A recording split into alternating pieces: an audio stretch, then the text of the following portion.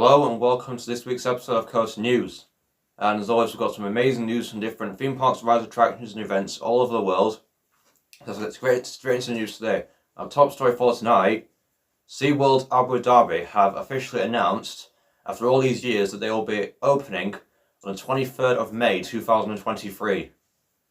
And obviously we've been waiting for this announcement for quite a number of years now. But if you don't know what I'm talking about, basically SeaWorld Abu Dhabi is a brand new theme park located in Abu Dhabi in the United Arab Emirates in the Middle East. It's near Ferrari World actually, where Formula Rossa is, the world's fastest roller coaster. And obviously it's been basically announced quite a number of years ago. It was supposed to open, I believe, in 2021 or 2020. I don't know, but it's basically one of those theme parks that get announced and then get delayed multiple times due to its construction delays. Obviously COVID hasn't helped. I'm pretty sure it was supposed to open not long after 2020 or maybe even 2021, but point being, it got a lot of delays over its construction and planning period, and recently they actually announced that the park will be officially opening on the 23rd of May this year. And obviously this looks to be one of the best SeaWorld parks ever. For opening day, it's got two new roller coasters. The first one is, I think it's called Electric Eel Coaster or something like that. It's like a Zampella Junior coaster. And the highlight roller coaster is called Manta. It's going to be I think it's going to be a Mack multi-launch coaster.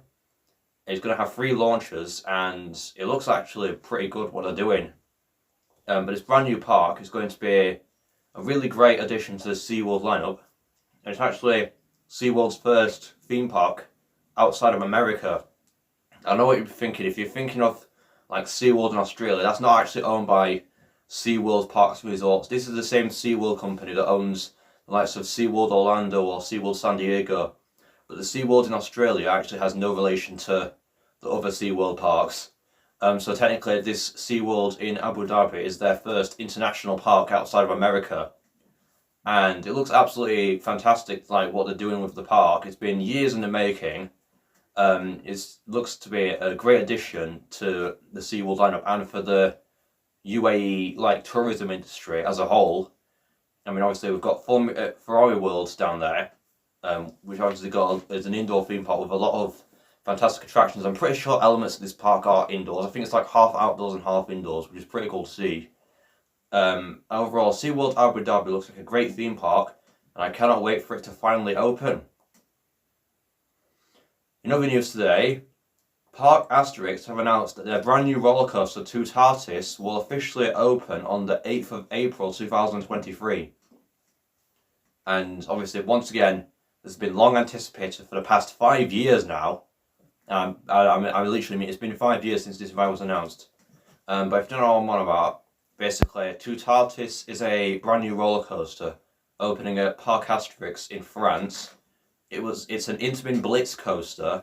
It's one of the new generation Intamin Blitz coasters. So it's got a very similar layout to the likes of Pantheon at Busch Gardens, Williamsburg, with the way that it has a backwards vertical spike, a top hat, and a switch track in between all of that. So it can launch forwards, but not at maximum speed, up the top hat, but it won't make it all the way up, so it will launch back down.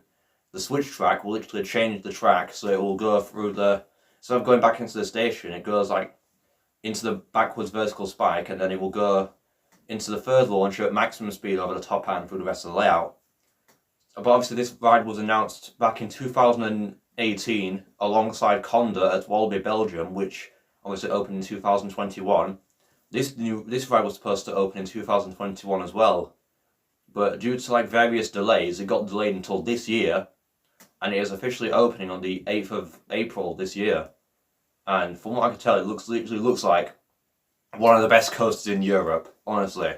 Obviously, like I said earlier, it's a very similar layout in contrast to something like Pantheon at Busch Gardens, Williamsburg, or the new Batman Gotham City Escape at Park Warner Madrid in Spain.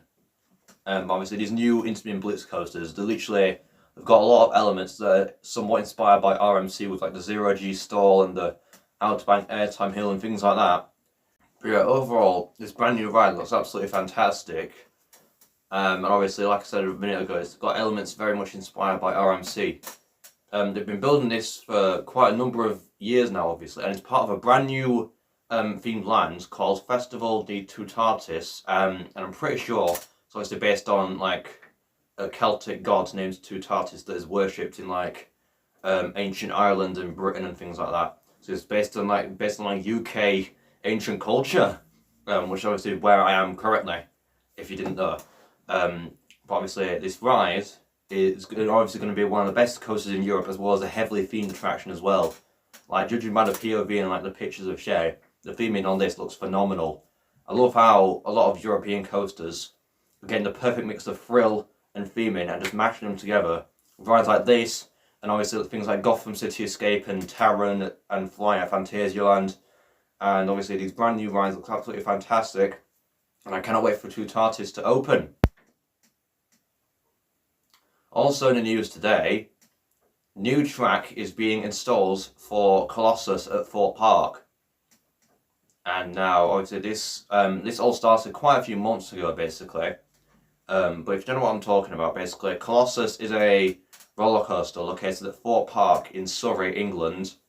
It is an Intamin multi-inversion roller coaster, and upon opening in 2002, it broke the record for the most inversions on a roller coaster at the time. Obviously, it has 10 inversions in total. Obviously, that record was beaten 11 years later by the Smiler at Alton Towers, which features 14 inversions. Obviously, but this ride had the record for about 11 years, and the only other roller coaster to be a clone of this ride was 10 inversion roller coaster at Chimelong Paradise in China. But obviously, this ride has been operating for 21 years now, and obviously, because of the ride, a lot of people have said over the years that this is one of the worst roller coasters at Thorpe Park, mainly because of how rough it is. And I kind of agree. It literally all just depends on where on the ride you sit. So like if you sit like near like the front row, it's a pretty decent ride. But if you sit like the back, it is obviously just like horrendous. I literally, when I sat at the back of Colossus one time, I even felt myself coming off the ride with a headache. But obviously, a lot of people have said to either retrack it or give it new trains, and it seems that they're going with the former option on that and retracking the ride. But obviously what they're doing with it, it's very similar to like what Blackpool Pleasure Beach are doing with the big one. They're retracking like a certain section of it each closed season, and they're starting with the quadruple barrel rolls, or part of it anyway. But obviously the new track they've got is like turquoisey blue. Obviously that's the colour scheme that the ride had when it first opened, but since then they've not repainted it ever, and it's just gone to like a palish green colour. So this new track is definitely going to stand out upon the rest of the layout. But obviously, over the course of quite a few years, the entire track will be this new track and it will all look normal. This colour scheme of like a bluish turquoise. Obviously, this attraction is obviously quite notorious for being one of the less like comfortable rides in the UK. So this retrack should do it quite some good. And obviously, this new track isn't actually from Intamin. It's from the same like manufacturer that's making a new track for the big one known as Tazica.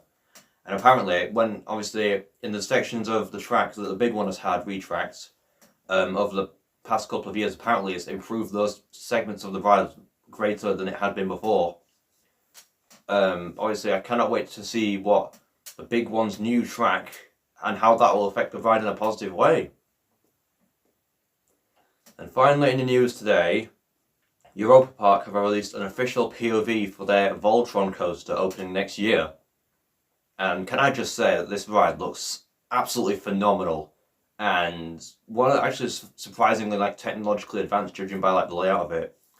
But if you know what I'm talking about, Voltron Coaster is a brand new Mack Rides Big Dipper roller coaster opening at Europa-Park in 2024. And the strange thing about this is it's a Mack Rides Big Dipper ride. That's the name of the ride model. Is obviously there's not a lot of these in the world. It's quite a rare ride model. The first one was built in 2016 at Walibi Holland with a roller coaster known as Lost Gravity, and it's essentially just Mack Rides' take on like a Gerstlauer Eurofighter. But this ride, even though it's a Mack Big Dipper, they're advertising it as their first ever striker coaster. Now I'm not sure why they're doing this, because I'm pretty sure it is like a Mack Big Dipper. It's got the same all sort of characteristics of it. However, this one takes it up a notch. You see, Lost Gravity only saw like a traditional lift hill and a, well, compared to this ride, a sort of traditional layout, if you call that traditional. Well, basically what they're doing with this Voltron Coaster, which is its nickname, it's not even like its official name, they're giving it a vertical launch, which goes into like an upside down, it's sort of like a little bit like G-Force to Dread Manor, which used to have an upside down lift hill, but this is going to be like a vertical launch into like an upside down area. It's going to go through the layout, which already looks like fantastic.